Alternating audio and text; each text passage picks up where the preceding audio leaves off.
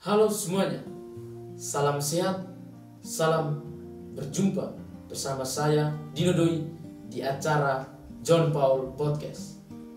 Pemirsa, kali ini kita kedatangan tamu yang begitu luar biasa, begitu tampan kali ini. Apa kabar Frater Nelson? Ya, puji Tuhan, baik dan luar biasa Os Dino. Salam tutus dan salam berita piret. Salam tutus dan salam berita piret. Pemirsa, kami telah melewati beberapa syarat protokol kesehatan, jadi kami bisa melepas masker kami.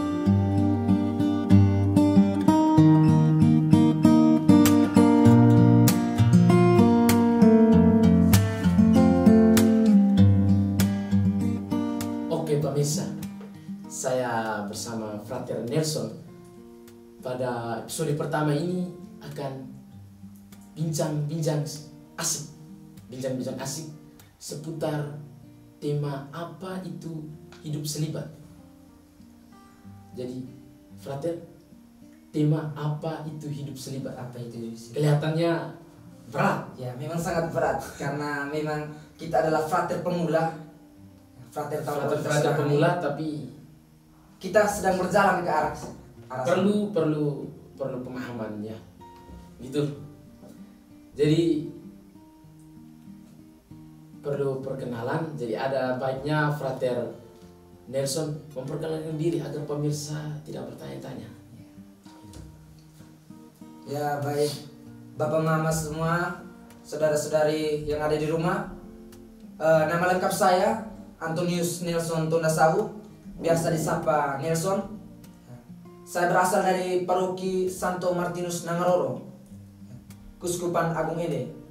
Saya tamatan Seminari Santo Yohanes Berkenan Setuda Belu Mataloko. Begitu perkenalan singkat dari saya, Mas Dino. Masuk ke sini melamar sebagai calon imam diosesan Kuskupan Agung Ede. Luar biasa. Jadi sebelum kita melaju lebih jauh, masuk pada inti bincang-bincang asik kita pada malam hari ini, saya mau Frater Nelson menjelaskan sedikit atau men-sharingkan pengalaman panggilan sejak memiliki niat untuk masuk seminari hingga sampai saat ini. Terima kasih Os Dino. Mengenai riwayat panggilan saya, itu ada baiknya saya menceritakan mulai dari saya sekolah dasar ya. Saya masuk sekolah dasar pada tahun 2009 di sebuah sekolah dasar Katolik Kecamatan Kio Tengah, itu SDK Nio Dede ya. Dari tahun 2009 sampai tahun 2012. Berarti sebelum ke Nangaroro ya. Frater Nelson sebelumnya tinggal di Maunur ya, benar sekali Os di Kecamatan Kio Tengah. Kecamatan Kio Tengah. Jadi selama 3 tahun dari kelas 1 sampai kelas 3 itu saya bersekolah di SDK Nio Dede dan kemudian pindah ke Nangaroro ya. Pindah itu karena mengikuti pekerjaan orang tua. Ya. Orang tuanya PNS. Ya, PNS guru ya. Dari bapak saya dulu kepala sekolah di SMA yang baru di Kio Tengah, lalu pindah ke Nangaroro sebagai guru biasa pertama, hanya sekarang menjabat sebagai kepala sekolah sampai sekarang. Lalu dari kelas 3 sampai kelas 6 saya masuk di SD Impres Madambake ya. Sebuah sekolah kecil di Kecamatan Nangaroro, lalu tamat di sana. Perjalanan panggilan saya menjadi seorang calon imam itu dimulai 7 tahun lalu, di mana saya harus meninggalkan kenyamanan rumah kecil dalam keluarga. Ya, saya ingat betul, saya masuk seminari itu pada hari Jumat tanggal 24 Juli 2015. Secara detail Frater Nelson bisa. Ya, memang harus ingat karena itu merupakan pengalaman pertama saya. Cinta pertama. Ya, pengalaman pertama. Luar biasa. Ya. Saya masuk seminari Matuloko itu dengan motivasi yang terbilang amat sangat dangkal, di mana saya hanya ikut ramai dan menjalani aturan itu supaya jangan dikeluarkan dari seminari. Ya. Supaya jangan. Kata-kata orang sekarang bilang ikut arus. Ikut arus. Masih kecil jadi tantangan ikut arus. Tantangan terberat pertama saya itu bagaimana saya harus beradaptasi. Ya, beradaptasi dengan lingkungan di mana dari cuaca panas ke cuaca dingin, lalu beradaptasi dengan suatu dinamika kehidupan baru ya, yang sebelumnya itu hidup tidak berasrama, lalu harus belajar hidup mandiri, disiplin. Lalu saya menjalani aturan di SMP Seminari ya, menjalani aturan dengan bahagia. Lalu 3 tahun berlalu itu tak terasa, dan saya setelah tamat SMP itu ya melanjutkan pendidikan terus di SMA Seminari Mataloko. Lalu pada masa awal SMA itu adalah masa krisis panggilan bagi hidup saya. Jadi dalam perjalanan selama 6 tahun ini ada masa krisisnya. Ya, tentu. Krisis panggilan. Krisis panggilan, jatuh bangun ya, suka duka. Ada Gejolak dalam dada, di mana saya agak sedikit goyang, ya, sedikit goyang. Ya, pada akhir semester kelas 10 itu saya sempat ya meminta untuk mengundurkan diri ke Romo Perfect, ya, Romo Perfect.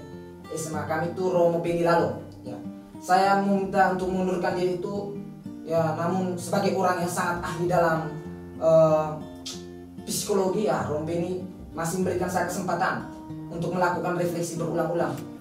Lalu sampai pada refleksi yang kedua itu orang tua saya diminta untuk datang ke Seminari Mataloko, lalu berbicara tatap muka, face to face.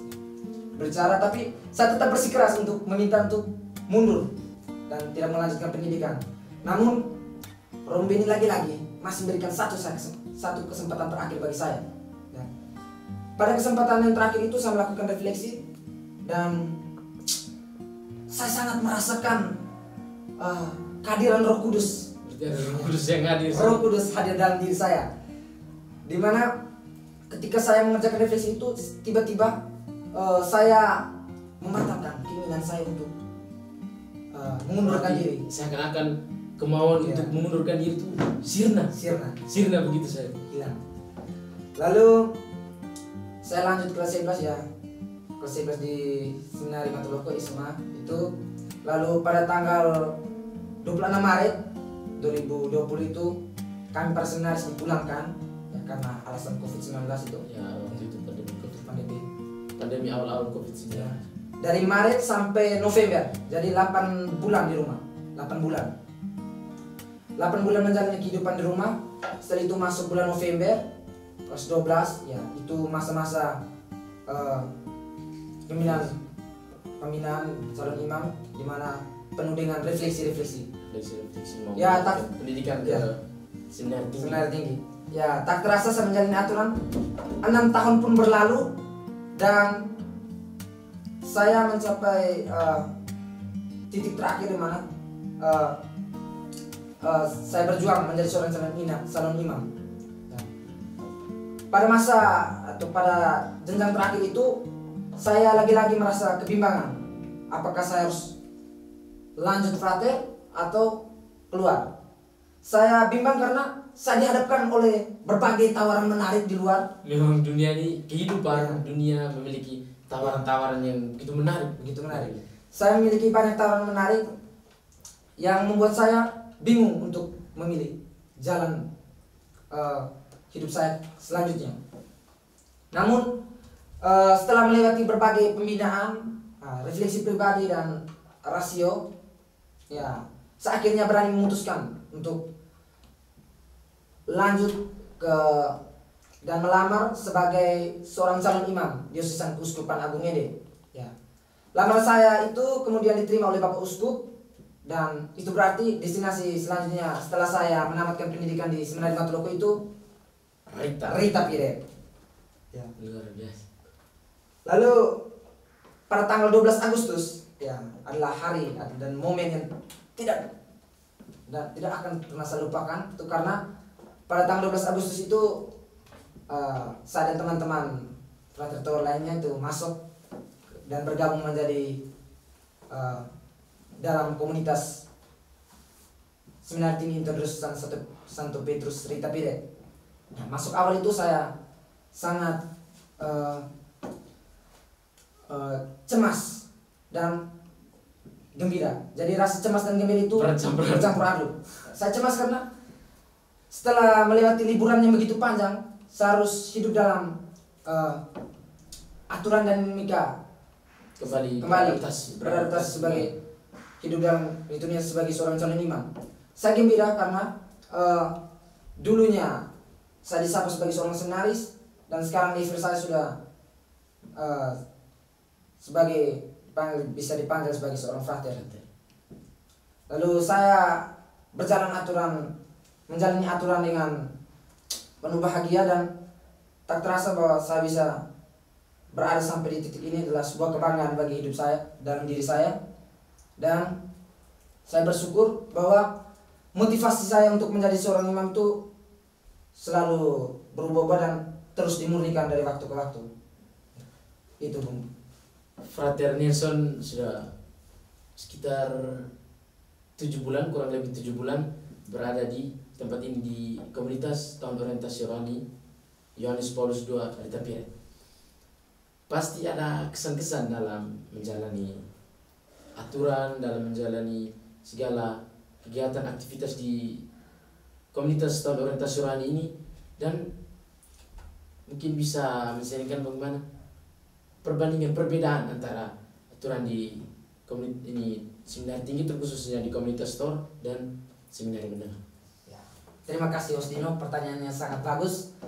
Ya, mengenai kehidupan saya di tempat ini, ya dari namanya saja kita tahu tentang orientasi rohani, berarti fokusnya itu pada hal-hal rohani. Ya. Lalu mengenai aturan itu sesuai dengan pengalaman saya selama kurang lebih 7 bulan berada di seminar tinggi ini, terkhususnya di menjalani pembinaan sebagai seorang frater tentang orientasi rohani, itu saya bisa mengambil kesimpulan dan berasumsi bahwa sebagian besar keberhasilan formasi di seminar menengah itu ditentukan oleh formator atau pembina. Sedangkan di seminar tinggi ini sebagian besar keberhasilan formasi itu ditentukan oleh formandi atau calon imam itu sendiri. Jadi jika sebelumnya waktu di seminar menengah kita menjalankan aturan karena takut pembina, ya kita bersifat infantil atau kekanak-kanakan. Tetapi ketika kita berada di seminar tinggi ini, kita menjalani aturan dengan penuh kesadaran. Ya, kita diberikan ruang gerak yang begitu luas, diberikan kebebasan, tapi kebebasan itu harus sejalan dengan tanggung jawab. Artinya kebebasan yang bertanggung jawab. Ya, kita bukan sekedar menjalankan aturan dari pagi sampai malam, ya, memenuhi segala tuntutan-tuntutan seperti mengerjakan refleksi, ringkasan buku, ya, dan lain-lain. Ibadat harian. Namun bagaimana setiap aktivitas yang kita lakukan itu kita lakukan dengan penuh penghayatan, ya, dan dengan penuh kesadaran. Ya. Begitu. Luar biasa. Perbandingan memang kehidupan di seminar tinggi dan seminar menengah itu memang sedikit berbeda karena dari pola pembinaannya sendiri. Kemudian Frater Nelson luar biasa masih betah hingga titik ini. Jadi dalam perjalanan selama 6 tahun sampai sekarang pasti ada rasa jenuh, rasa bosan yang timbul. Tapi kenapa Frater Nelson masih ada hingga saat ini, dan apa usaha-usaha atau kiat-kiat yang dibuat oleh Frater Nelson sehingga masih bertahan melawan kejenuhan dan kebosanan? Ya, pastinya. Ya, rasa bosan dan jenuh itu pasti ada dalam hidup kita. Ya, yang saya mau katakan bahwa jalan panggilan apapun itu harus kita jalankan dengan rasa bahagia. Jadi kata kunci itu bahagia. Ya. Jadi pemirsa, kita dapat belajar banyak dari Frater Nelson, yakni menjalani hidup itu intinya dengan bahagia, membuat kita bahagia. Salah satu kiat-kiat yang saya tawarkan itu pertama kita harus mencari atau mengenali hobi dan bakat atau minat yang kita miliki. Ya. Di saat kita mengalami kegabutan dan menjalani aturan, kita bisa mengekspresikan ke dalam bakat atau minat yang kita miliki. Lalu yang berikut, kita harus berpartisipasi aktif dalam mengikuti suatu kegiatan. Ya. Kemudian agar rasa jenuh dan bosan itu tidak kita dapatkan, itu kita bisa atau kita tidak boleh membiarkan hari kita itu berlalu begitu saja. Kita harus mengisi hari kita dengan melakukan hal-hal yang bermanfaat dan berdaya guna dan justru penuh penghayatan dan bahagia. Kata kuncinya bahagia. Lalu ada satu ungkapan menarik yang bagus untuk saya nyatakan dalam kesempatan ini, bahwa kemarin itu adalah bukan satu kesempatan yang baik karena ia sudah lewat. Besok bukan suatu kesempatan yang baik pula karena belum tentu ia datang. Boleh jadi besok Anda meninggal. Satu-satunya kesempatan yang paling tampan dalam hidup kita itu adalah hari ini. Jadi lakukanlah hal yang bisa Anda lakukan hari ini, karena esok memiliki kesusahannya sendiri. Luar biasa. Kita harus menjalani setiap detik, menit, dan jam dengan mengisi hal-hal yang positif, melakukan hal-hal yang positif. Karena ada bahaya jika kita hidup dalam kegabutan, sehingga kita dapat mengekspresikan segala tindakan yang kita lakukan dengan melakukan penyimpangan atau tindakan-tindakan negatif. Sharing-sharing yang luar biasa dengan pelajaran-pelajaran yang bermanfaat bagi kita semua, pemirsa. Kita telah masuk pada inti kali ini, pada inti bincang-bincang asik kita pada malam hari ini, pada podcast episode pertama, yakni apa itu hidup selibat. Jadi sebagai frater pemula, ada baiknya kita juga bisa memahami, karena tujuan arah panggilan kita itu ke hidup selibat. Jadi bagaimana dengan Frater Nelson pemahaman tentang hidup selibat? Terima kasih Host Dino. Ya, pemahaman saya tentang hidup selibat. Hidup selibat itu adalah panggilan hidup, di mana seseorang menyerahkan diri seutuhnya pada Tuhan dengan jalan hidup tidak menikah demi kerajaan Allah. Saya dapat menjelaskannya dari Matius bab 19 ayat 12. Dengan pendasaran Biblis. Ya. Di sana dikatakan bahwa ada orang yang tidak dapat kawin karena lahir dari rahim ibunya, demikian. Ada orang yang dijadikan oleh orang lain. Dan ada orang yang membuat dirinya demikian atas kemauannya sendiri demi kerajaan Allah. Kelompok selibat itu masuk dalam kelompok yang ketiga. Ya. Dalam pandangan masyarakat luas, mungkin orang berpandangan bahwa hidup selibat itu adalah hidup yang melawan kodrat, hidup yang kuno dan ketinggalan zaman. Ada pula orang yang berpandangan bahwa menikah itu normal dan tidak menikah itu tidak normal. Tetapi bagi kita umat Kristiani, baik orang yang menikah ataupun orang yang tidak menikah, atau dalam tanda kutip ini adalah orang yang menjalani hidup selibat, itu adalah normal. Ya. Motivasi seseorang menjalani hidup selibat itu bukan karena mereka tidak mampu berhubungan seksual. Ya. Mereka ini adalah manusia-manusia normal yang memiliki nafsu seksual dan memiliki ketertarikan dengan lawan jenis. Motivasi dasar mereka itu bukan karena mereka memiliki masa lalu yang kelam, trauma dengan cinta, atau memiliki luka batin, mau masuk biara atau menjadi kemudian banting setir. Saya mau jadi Romo saja, atau saya mau jadi suster saja karena trauma dengan cinta. Bukan itu. Mereka juga manusia normal dan motivasi dasar mereka itu adalah mengorbankan mereka punya hidup, mereka punya masa depan itu. Sekali lagi itu kembali lagi ke dalam Alkitab itu Matius bab 19 ayat 12, demi kerajaan surga. Dari penjelasan Frater Nelson yang luar biasa, kita belajar pemirsa bahwa terkhususnya bagi para calon imam jangan memiliki motivasi bahwa masuk frater itu hanya karena trauma dengan cinta. Jadi tadi dalam penjelasan Frater Nelson saya ada muncul pertanyaan dalam benak saya. Lantas bagaimana dengan mereka yang memilih hidup berkeluarga? Apakah mereka tidak mengejar hal yang sama, tidak mengejar kerajaan surga? Ya, terima kasih Yosdino. Pertanyaan yang sangat kritis dengan tatapan yang tajam dan senyuman yang manja.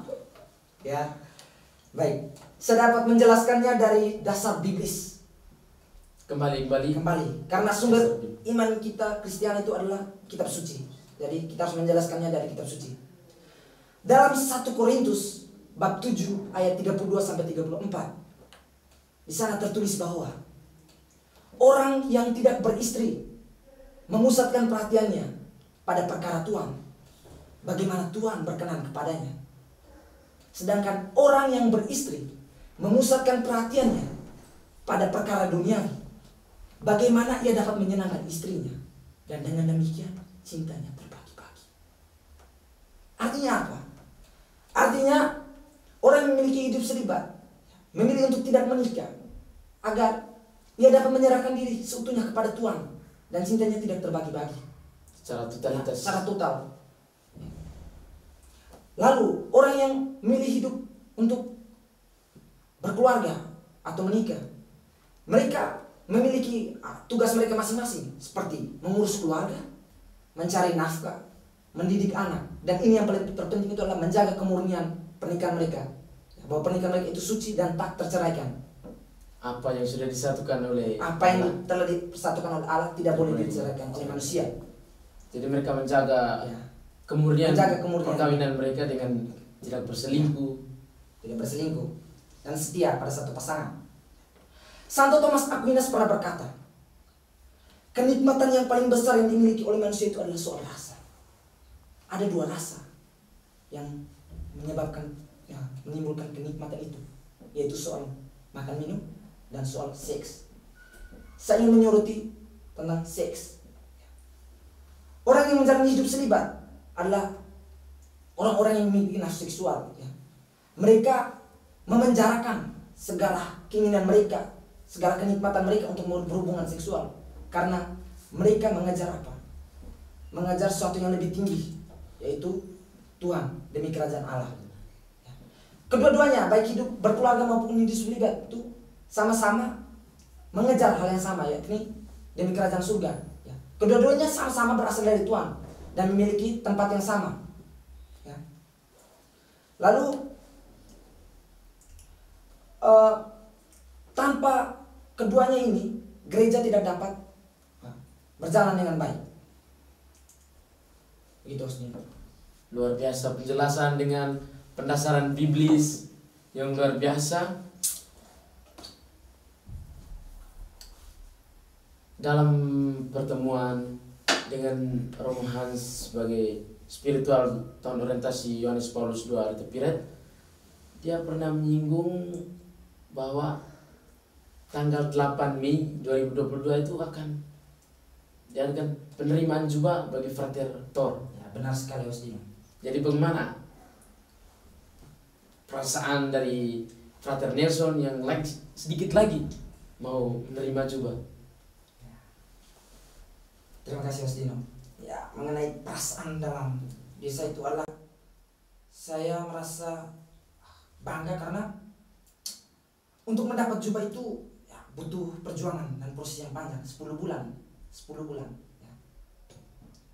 Di sini mau dikatakan bahwa proses untuk mendapatkan jubah putih itu memang tidak mudah ya. Tapi bukan berarti tidak bisa. Jadi ada usaha-usaha yang dibangun. Usaha yang dibangun. Ya. Saya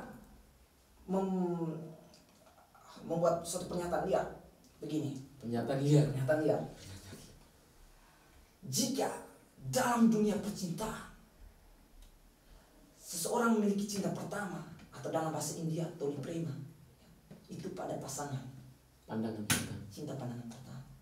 Tetapi bagi kita Frater tahun orientasi rohani, kita sebagai calon imam, cinta pertama kita untuk menjadi imam itu ada pada jubah putih. Jadi 8 Mei 2022 ini adalah hari ditunggu-tunggu. Cinta pandangan pertama. Cinta pandangan pertama kita sebagai seorang calon imam. Luar biasa. Kita lalu sering kita telah membuat keputusan untuk bersekolah di seminari, membuang masa remaja kita selama 6 tahun. Ya. Di saat anak-anak remaja kita, seusia kita, menghabiskan masa remaja mereka dengan berpacaran, sibuk dengan dunia cinta, sedangkan kita sibuk dengan memantau mereka yang beruntung dalam dunia percintaan. Itu kita jalani 6 tahun, dan sekarang kita masuk ke tahun orientasi rohani selama 10 bulan. Jadi satu perjuangan untuk mendapatkan jubah. Ketika kita mendapatkan jubah itu adalah suatu perjuangan dan menjadi satu titik awal bagi kita untuk berjuang. Sebuah salib yang akan kita terima ke depan. Luar biasa. Kemudian bagaimana dengan motivasi Frater Nelson? Motivasi apakah setelah penerimaan jubah nanti Frater Nelson memiliki motivasi yang kuat sehingga masih mau melanjutkan pendidikan sebagai calon imam, atau karena pengalaman selama ini banyak frater-frater tahun orientasi rohani itu setelah penerimaan jubah banyak yang memutuskan untuk memilih jalan lain. Jadi bagaimana dengan Frater Nelson? Apa yang mau melanjutkan atau memilih jalan lain? Terima kasih Mas Dino. Ya, untuk sekarang itu motivasi saya masih ingin melanjutkan jika saya diperkenankan untuk menerima jubah nantinya. Itu saya masih memiliki keinginan motivasi untuk lanjut. Tetapi perlu diketahui bahwa motivasi kita tuh selalu dinamis, berubah-ubah. Saya tidak bisa memastikan bahwa kedepannya saya masih tetap dengan motivasi untuk menjadi untuk jadi ya. Bagi Frater Nelson itu motivasi itu adalah suatu hal yang dinamis, Ya. Sesuai berjalan sesuai dengan perkembangan kita masing-masing. Karena panggilan itu adalah sebuah misteri ya. Dalam peribahasa bahasa Jerman itu dikatakan bahwa Mandem Gottling. Manusia boleh merencanakan, tetapi Tuhan yang menentukan. Kita tidak tahu apa yang terjadi dengan hidup kita ke depannya. Tugas kita adalah menjalani hari-hari kita dengan mengisinya dengan hal-hal yang berguna dan bermanfaat bagi masa depan kita. Mengenai motivasi saya untuk melayani Tuhan dan sesama, itu saya menyadari bahwa saya memiliki banyak sekali keterbatasan dan kekurangan ya. Karena itu saya ingin meneladani ya, janda yang miskin dalam perikop Markus bab 12 ayat 41 sampai 44. Lagi-lagi biblis. Ia memberi dirinya dari kekurangan, maka saya ingin juga memberi diri saya seutuhnya kepada Tuhan dengan segala keterbatasan-keterbatasan yang saya miliki. Luar biasa. Sharing-sharing yang luar biasa dengan pelajaran-pelajaran yang harus kita banyak belajar dari Frater Nelson ini. Senyum manis, tampan malam ini luar biasa. Pemirsa, kita telah sampai pada penghujung acara podcast kita pada malam hari ini. Jadi sebagai penutup saya minta Frater Nelson menyampaikan sebuah kalimat, kata-kata yang menarik, kata-kata motivasi atau kata-kata mutiara para pemirsa, mungkin pada saya juga, supaya pemirsa di rumah merasa terpanggil dan terkhusus sebagai para calon imam agar terus merasa terpanggil dan menuju imamat suci. Terima kasih Mas Dino. Satu kalimat dari saya itu, saya berangkat dari Kanon 599.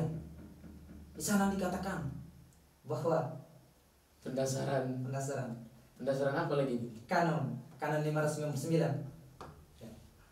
Kanon 599 itu di sana dikatakan bahwa nasihat kemurnian Injil yang diterima demi kerajaan Allah, yang menjadi tanda dunia yang akan datang dan merupakan sumber kesuburan limpah dalam hati yang tak terbagi, membawa serta kewajiban bertarak sempurna dalam selibat.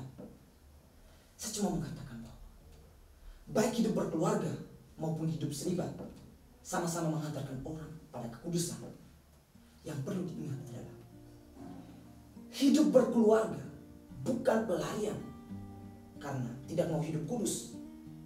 Begitu pula dengan hidup selibat, bukan pelarian karena terlalu lama hidup jomblo. Luar biasa. Jadi pemirsa, kita belajar banyak dari Frater Nelson malam ini. Hidup itu bukan soal pelarian. Jadi apa yang kita sudah jalani, kita jalani dengan setia. Jadi begitu pemirsa. Saya kira ini saja yang perlu kita bincang-bincang pada malam hari ini. Frater Nelson luar biasa. Terima kasih banyak atas boleh meluangkan waktu untuk hadir sebagai bintang tamu. Salam terus dan salam berita-berita. Terima kasih. Terima kasih pemirsa semua yang telah menyaksikan kami. Sampai jumpa di podcast episode kedua.